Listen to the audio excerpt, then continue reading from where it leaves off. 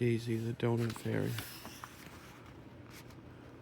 Once upon an island in the deep blue sea lived a mermaid fairy family, Daisy, Dolly, and Dee. Days were filled with fun as the fairies swam and flew, but apart from making donuts, there wasn't much to do. The fairy wands made every kind, hundreds by the hour, but the donut mountains grew and grew till there was no room in the tower. So Daisy called a meeting with their fairy clan. They put their hands together, and what they needed was a plan. Daisy, Dee, and Dolly thought hard for hours and hours.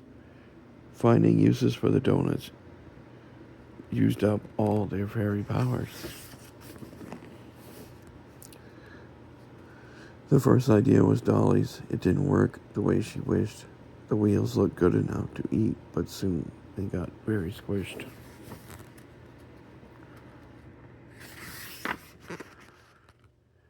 This was Dee's best idea,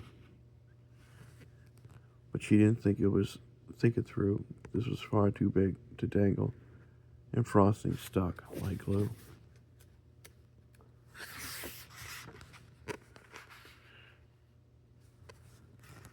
The third idea was Daisy's. At first it seemed quite good, but glasses made from donuts just didn't work as they should.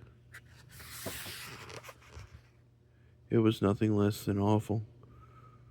There was nothing left to try. At least that's what the fairies thought until the pirate ship sailed by. Pancake Pete was all aboard with the first fearsome Fred, but neither one could see the rocks with the pancakes on their heads. Overboard, pirates jumped from their ship, began to sink, and splashed, and they turned bright pink. Peering through the window, thinking very fast, Daisy said, "I think we have a use for this last."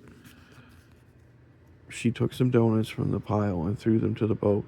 The pirates jumped inside the rings, and they helped them float.